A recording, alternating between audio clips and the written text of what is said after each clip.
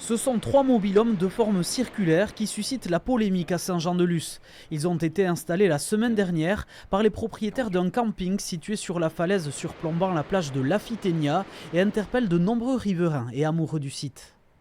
J'ai malheureusement vu ces mochetés-là sortir de terre et donc j'ai pris en photo et j'ai tout de suite alerté la mairie parce que ça m'interrogeait. C'est une zone Natura 2000 et donc moi en tant que riverain je suis choqué de voir qu'on puisse comme ça sortir des constructions qui viennent détériorer le paysage.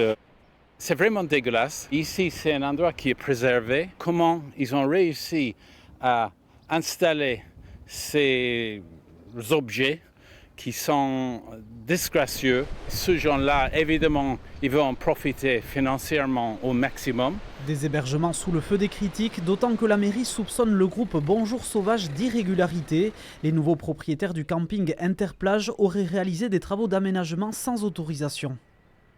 Il n'y a eu aucun dépôt de permis d'aménager auprès de la mairie. Nous ne pouvons pas nous assurer de la conformité à la réglementation de la loi littorale ou des règles de l'urbanisme, faute justement de projets d'aménager.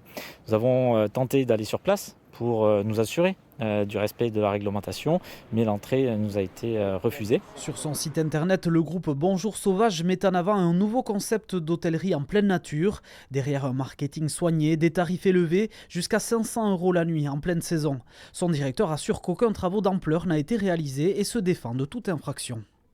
Aujourd'hui, on se retrouve jeté en pâture en place publique parce qu'effectivement, il y a des travaux qui sont menés, mais qui sont faits dans le cadre des autorisations attachés au site. C'était des espaces qui étaient déjà aménagés pour recevoir des emplacements de camping et précédemment qui accueillaient des mobil-homes. Sur le terrain juridique, on n'a aucune difficulté à prouver que ce qu'on fait est fait dans les règles de l'art. La mairie indique avoir engagé une procédure pénale à l'encontre du groupe. Le sujet réveille ici des souvenirs. En 2023, un autre établissement avait été condamné pour des travaux réalisés sans autorisation.